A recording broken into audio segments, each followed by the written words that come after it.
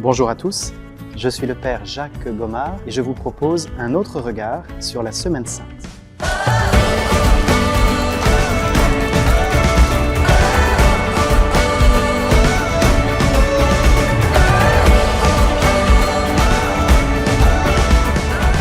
C'est donc la grande semaine, la Semaine Sainte, nous y voilà, au terme de ce temps de carême.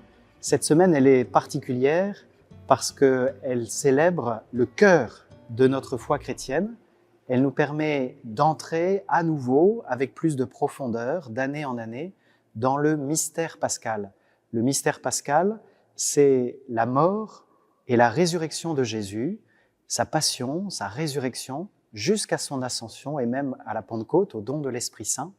Et nous allons vivre liturgiquement, dans la foi de l'Église, ce temps très fort de la vie de Jésus, bien sûr, mais aussi ce temps central pour notre foi chrétienne. C'est une semaine très intense, très particulière, parce qu'elle nous fait passer de l'acclamation de la foule qui reçoit Jésus comme le Messie, le fils de David, au dimanche des Rameaux.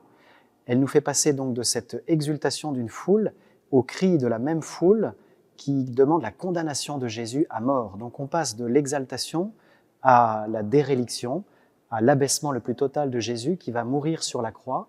Et puis, il y a de nouveau une espérance qui apparaît plus profonde, plus juste, on pourrait dire, dans le dimanche de Pâques, qui est une joie quand même assez discrète. C'est la joie du tombeau vide qui va peu à peu se répandre jusqu'à nos cœurs, jusqu'à nous-mêmes aujourd'hui. Donc la Semaine Sainte, c'est un condensé de sentiments très variés, de la fascination, de l'exultation, à la tristesse, à l'incompréhension, et puis à l'angoisse, même celle de Jésus au soir du Jeudi Saint, qui peut être la nôtre face à nos épreuves, et enfin à la libération dans la joie de la résurrection. Cette densité de la Semaine Sainte, on peut la retrouver sur plusieurs œuvres d'art, et notamment sur quelques icônes, en particulier la croix-icône de saint François d'Assise, qui est conservée dans la petite chapelle Saint-Damien à Assise, où l'on voit le mystère de la passion et de la crucifixion de Jésus. Il est sur la croix, étendu, il donne sa vie par amour pour nous sauver, et dans le même temps, il est déjà représenté comme le ressuscité, le vivant.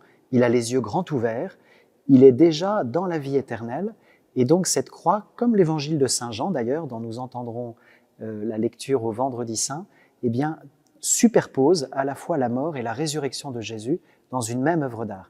On peut même apercevoir déjà l'ascension, Jésus qui s'élève au ciel au milieu des anges avec la main du Père qui l'accueille au ciel. Pour cette Semaine Sainte, il est important pour nous chrétiens de ne pas la manquer, mais d'y plonger, de la vivre à fond.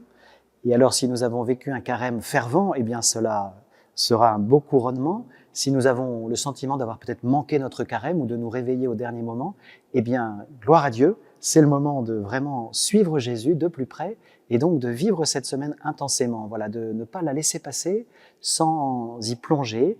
Ne nous contentons pas d'être au balcon, dirait le pape François, mais descendons dans l'arène, suivons Jésus sur la Via Dolorosa, montons avec lui de Gethsémani au Golgotha pour qu'il puisse nous saisir aussi dans la gloire et la puissance de sa résurrection.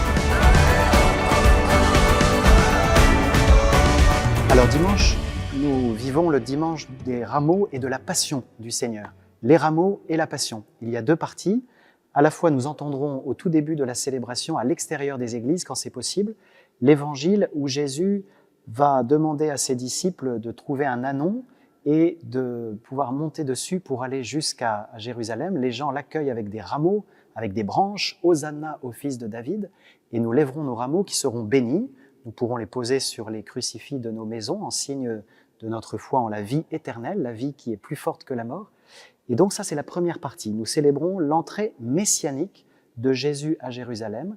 Il est le Christ, le Messie, celui que le peuple d'Israël attendait. Et puis deuxième partie, dimanche de la Passion du Seigneur, nous entendrons la lecture de l'Évangile selon saint Matthieu, puisque c'est l'année Saint Matthieu dans la liturgie cette année, et tout le récit de la Passion, donc de la décision de Judas de trahir Jésus jusqu'à sa mise au tombeau.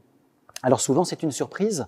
À la fois, nous venons pour les rameaux, et puis déjà, nous entendons l'arrestation et la condamnation de Jésus. C'est surprenant dans la même messe. Et c'est là où il y a ce mélange de sentiments. On passe de l'exultation, de la joie, eh bien, à la tristesse, à l'incompréhension. Eh bien, c'est la porte d'entrée de cette Semaine Sainte, le dimanche des rameaux et de la Passion. Nous allons déjà avoir comme un condensé de ce qui va être déployé, décliné pendant tous les jours de la Semaine Sainte, depuis l'entrée de Jésus à Jérusalem jusqu'à son entrée au ciel, dans la gloire de son Père. Lundi Saint, nous sommes donc entrés depuis le dimanche des Rameaux dans la grande semaine, la Semaine Sainte. Nous allons avoir dans l'Évangile selon saint Jean ce que l'on appelle l'onction à Béthanie, qui est ce moment où Marie de Béthanie répand sur le corps de Jésus, sur ses pieds, un parfum très précieux. Cela choque certains assistants, se disant, notamment Judas, c'est du gaspillage, on aurait pu donner cet argent aux pauvres. Et Jésus dit que ce geste qu'a fait Marie est un geste prophétique, c'est le signe de son embaumement. Donc Jésus annonce que son corps sera déposé au tombeau et embaumé d'ici quelques jours, ce qui sera le cas vendredi et samedi saint. Donc vous voyez, c'est le premier jour de la Semaine Sainte, et déjà on nous annonce le terme de cette semaine et ce geste prophétique de Marie de Béthanie. Pour nous, c'est peut-être le moment de nous dire quel est mon rapport au corps du Christ. Est-ce que je prends soin du corps du Christ, notamment dans ses membres les plus pauvres? Des pauvres, vous en aurez toujours parmi vous, nous dit Jésus dans cette page d'évangile de saint Jean.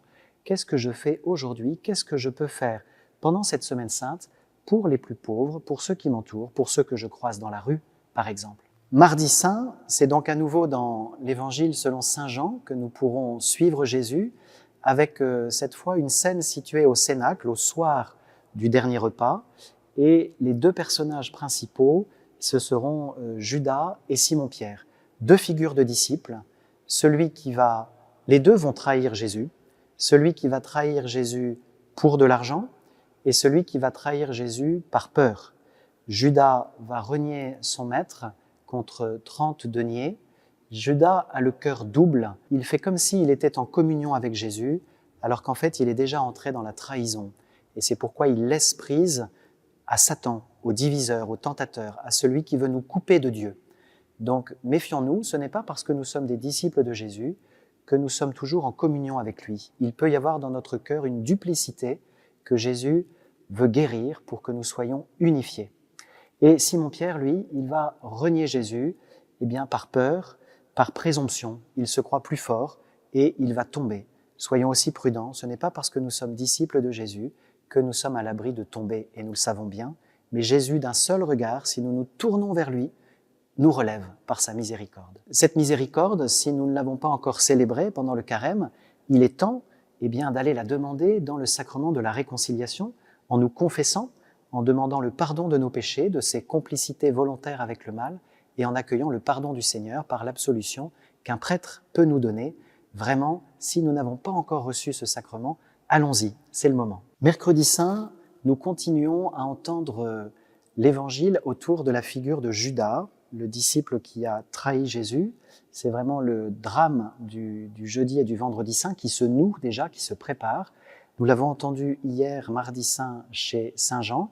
L'évangile du mercredi saint, c'est chez saint Matthieu.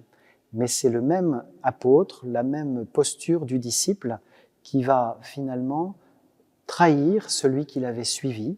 Voilà, ce qui nous rappelle que tout en étant baptisés, nous sommes invités à la vigilance.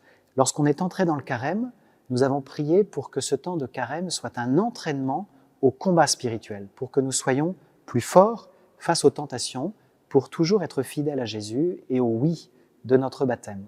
Nous voyons, à quelques jours de redire le oui de notre baptême pendant la veillée pascale, que nous pouvons toujours dire non, tourner le dos à Jésus. C'est toujours une possibilité. Dieu nous veut libres. Soyons attentifs, soyons vigilants dans le combat spirituel. Prenons les armes de la prière, de la parole de Dieu, pour pouvoir être vainqueurs avec Jésus et grâce à lui dans les tentations. Pendant ce mercredi saint, c'est peut-être le moment de nous préparer au Triduum, aux 3 jours suivants qui vont nous mener jusqu'à Pâques, et donc de décider de ce que nous allons vivre personnellement, en famille, avec notre paroisse ou notre communauté pendant ce Triduum. Prenons un moment au cours de ce mercredi saint pour présenter ce Triduum au Seigneur et lui demander de nous aider à le vivre vraiment avec lui, d'une façon nouvelle, avec un cœur plus disponible encore que l'an dernier, pour vraiment nous laisser former par le Seigneur dans le mystère pascal. Au cours de cette Semaine Sainte, il y a une messe tout à fait originale qui n'a lieu qu'une fois par an. Elle est prévue dans le missel romain le jeudi saint au matin, mais pour des raisons pastorales tout à fait légitimes, elle est célébrée dans les diocèses le lundi, le mardi ou le mercredi soir, généralement à la cathédrale, en tout cas dans une église assez grande, pour accueillir l'évêque, l'ensemble des prêtres et des diacres du diocèse, et puis tous les fidèles qui le peuvent. C'est la messe chrismale, au cours de laquelle l'évêque va bénir les saintes huiles, dont le saint crème, cette huile parfumée qui sert au baptême, à la confirmation et au sacrement de l'ordre pour les prêtres et les évêques. Et avec le saint crème, il va aussi bénir l'huile des malades pour l'onction des malades et l'huile des catéchumènes pour préparer ceux qui recevront le baptême l'année suivante. Donc les saintes huiles sont bénies au cours de cette liturgie très belle et les prêtres et les diacres avec l'évêque sont aussi invités à renouveler les promesses de leur ordination, ce que tous les baptisés seront invités à faire, eux, dans la nuit de Pâques au cours de la vigile pascale. Si vous n'avez jamais participé à la messe chrismale, renseignez-vous, allez-y dans votre diocèse, ça vaut vraiment la peine, vous verrez le mystère de l'Église transparaître, s'exprimer de belle manière dans la liturgie de cette messe. Le jeudi saint, c'est un grand jour, un jour de joie. Le Seigneur nous fait deux grands dons dont nous vivons aujourd'hui encore. C'est bien sûr le don de l'Eucharistie, le don du sacrement de son corps et de son sang, de sa vie donnée, qui est pour nous la nourriture de notre foi, qui nous permet d'avancer vers la sainteté, vers le ciel, qui nous permet de grandir dans la charité, dans l'amour des autres, du prochain, pour aimer et vivre comme Jésus. L'Eucharistie, le pain de la route. Mais pour qu'il y ait l'Eucharistie, il faut que ce pain soit consacré par des hommes qui refont les gestes de Jésus avec l'autorité que Jésus leur donne. Ce sont les prêtres, collaborateurs des évêques, successeurs des apôtres. Et donc en ce jeudi saint, eh bien, nous pouvons rendre grâce pour ce grand don de l'Eucharistie et du sacerdoce ministériel, rendre grâce aussi pour le sacrement du diaconat, les diacres qui nous rappellent le geste du lavement des pieds, qui sera mis en valeur dans la liturgie de ce jeudi saint, et qui nous rappelle que tout baptisé est un serviteur appelé à refaire comme le maître en se mettant aux pieds des plus petits. Alors rendons grâce aujourd'hui pour le don du sacrement de l'ordre, pour le don de l'Eucharistie, et peut-être comme geste concret, pourrons-nous prier pour les prêtres de notre paroisse, pour notre curé, peut-être envoyer un message, faire un geste très simple d'amitié fraternelle, et puis nous pourrons peut-être aussi marquer ce jeudi saint par un repas festif. Voilà, le carême se termine, c'est le Triduum pascal, nous entrons déjà dans la joie de Pâques, nous jeûnerons vendredi, mais le jeudi, c'est bien d'avoir une dimension festive pour se rappeler qu'au cours d'un repas, le Seigneur nous a donné et l'Eucharistie et le sacrement de l'ordre. Vendredi saint, c'est le grand jour où Jésus va jusqu'au bout de l'amour. Il n'y a pas de plus grand amour que de donner sa vie pour ce qu'on aime, nous a-t-il dit dans l'Évangile selon saint Jean, chapitre 15, verset 13. Eh bien, Jésus ne se contente pas de dire, vous le savez, c'est vrai dans tout l'Évangile, ce qu'il dit, il est le premier à le vivre, à le faire. Et donc Jésus aujourd'hui donne sa vie par amour pour nous sauver du péché et de la mort, pour nous délivrer de ce pouvoir du mal qui, depuis le péché des origines, dans le livre de la Genèse, eh bien, ne permet pas à l'humanité de vivre dans une alliance de confiance avec notre Père du ciel. Eh bien, Jésus prend sur lui nos douleurs, nos péchés, il prend cette croix dont il nous délivre, et par amour, il va donner sa vie alors qu'il est le juste, l'innocent, l'agneau de Dieu qui enlève le péché du monde. Donc contemplons aujourd'hui le mystère de la croix, vivons un chemin de croix, si nous ne pouvons pas le faire avec notre paroisse ou un groupe de prière ou une communauté, vivons-le personnellement, peut-être en famille, et puis participons à l'office de la croix qui nous met face à ce grand mystère de l'amour de Dieu qui est plus fort que le mal en se laissant a priori dominer par lui dans un premier temps, mais qui va engloutir le mal dans l'amour. Le samedi saint, c'est le grand oublié de nos Triduum pascal, parce qu'en général, on est déjà tourné vers la joie du soir et de la veillée pascale. Or, c'est un jour essentiel. C'est le silence du tombeau. Dans les églises, tout est vide, tout est nu, le tabernacle est vide, il n'y a plus aucune décoration. Cela évoque aussi le silence de nos cimetières. Le travail de la mort du vendredi est terminé, Jésus est au repos, son corps est déposé, et c'est ce mystère finalement du silence de la mort. Que se passe-t-il après la mort? Nous le contemplons, nous le méditons en ce samedi saint. Jésus descend aux enfers, dans le séjour des morts, où il vient rejoindre toute personne humaine qui passe par la mort, ceux qui sont morts avant lui, ceux qui mourront après lui, ceux qui meurent en le connaissant, ceux qui meurent sans le connaître. Jésus est là, présent dans ce passage de la mort, et il offre sa main, sa miséricorde à chacun. Et il va remonter des enfers, nous le célébrerons dans la veillée pascale et au jour de Pâques et pendant tout le temps pascal. Mais pour le moment, c'est le silence et la méditation. L'Église prie, veille avec la Vierge Marie, qui, elle, porte l'espérance de l'Église au moment où tous les disciples se sont dispersés. Marie est debout, elle tient dans la foi et dans l'espérance. Regardons Marie, méditons sur Marie en ce samedi saint. Le samedi, c'est le jour qui lui est consacré. Elle aura sûrement beaucoup de choses à nous apprendre si nous nous mettons à son école en ce samedi saint. Un geste concret que nous pouvons faire, il n'y a pas de liturgie particulière à part l'office des ténèbres, le chant des psaumes. C'est peut-être le jour de se tourner vraiment vers Marie, de prendre son chapelet personnellement, en famille, et de méditer avec Marie ces mystères douloureux que nous avons célébrés, vécus au cours du Vendredi Saint, et de rester auprès du tombeau de Jésus avec Marie, qu'elle nous aide à entrer plus avant dans l'espérance. Alors vous le savez, dans la liturgie de l'Église, comme dans la tradition biblique, la tradition juive, le jour de fête commence la veille au soir. Il y eut un soir, il y eut un matin. Et donc le dimanche de Pâques commence dans la nuit, du samedi au dimanche, et c'est pourquoi nous allons veiller en cette nuit très sainte, où Jésus va nous faire passer des ténèbres à la lumière. Nous avions commencé le carême en recevant des cendres, signes de mort sur nos fronts, qui nous rappelaient notre condition mortelle. Nous allons commencer cette veillée très sainte par le feu nouveau, qui est vivant, qui est clair, qui réchauffe, comme la foi.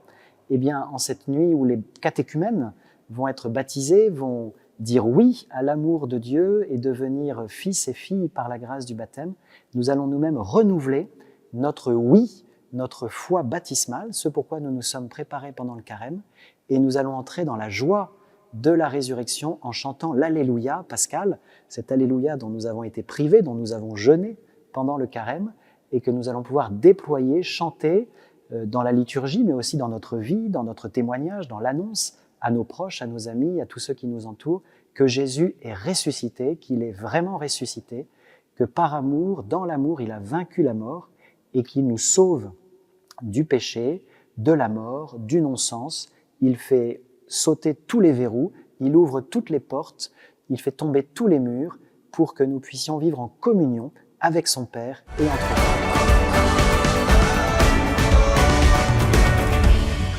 Voilà, chers frères et sœurs, avant d'entrer dans cette semaine sainte, quelques conseils pratiques pour vous aider à y entrer, à plonger dans ce mystère pascal que nous allons célébrer.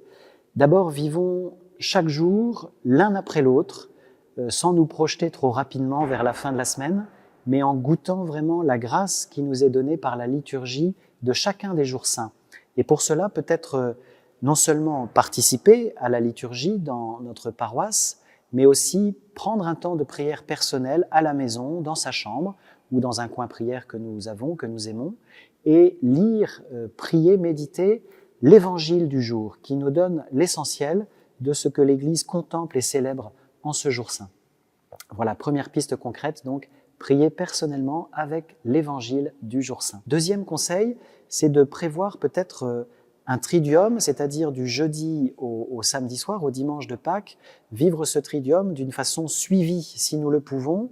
Alors, dans notre paroisse, peut-être dans une abbaye, dans un centre spirituel, une communauté qui propose un triduum, si nous en avons la possibilité par rapport à notre travail, à notre vie familiale, bien sûr. Sinon, il y a beaucoup de propositions en ligne qui permettent depuis chez soi de vivre intensément ce triduum. Sur le site d'Emmanuel Play, vous trouverez notamment le lien pour participer à celui qui sera animé dans le sanctuaire de Parelmonial, parmi d'autres. Et puis, encore une fois, rapprochez-vous de l'église la plus proche pour vivre ce triduum et cette semaine sainte dans la liturgie de l'église. L'église nous forme, nous accompagne comme une mère, nous éduque dans la foi par sa liturgie, tout particulièrement au cours de cette grande semaine. Et puis un troisième conseil, c'est donc non seulement de prier personnellement, de se laisser former par la liturgie de l'Église, tout particulièrement pendant le Triduum, mais c'est aussi d'habiter ces jours saints par des gestes concrets, très simples. Vous voyez, c'est peut-être avoir un geste vis-à-vis d'un pauvre en début de semaine, c'est prendre le temps de célébrer le jeudi saint d'une façon festive, de se tourner vers les prêtres de sa paroisse pour marquer et les diacres, le sacrement de l'ordre le jeudi saint. Et puis le vendredi, bien sûr, c'est le geste du jeûne, nous associer par la pénitence au chemin de croix de Jésus, c'est vivre et le suivre dans ce chemin de croix, offrir nos épreuves sans forcément les inventer, nous en avons souvent suffisamment, mais les offrir au Seigneur avec la croix de Jésus, unis à Jésus pour le salut du monde, pour que les pécheurs découvrent l'amour de Dieu pour eux. Et puis le samedi saint, eh bien, tournons-nous vers Marie, mettons notre main dans la sienne, laissons-nous guider par elle, peut-être avec la prière du chapelet tout particulièrement. Voilà, quelques conseils bien simples, et puis suivons surtout ce que l'Esprit Saint mettra au cœur de chacun. Il est le maître intérieur, alors suivons-le. Bonne semaine sainte à tous, le Seigneur nous entraîne sur le chemin du plus grand amour.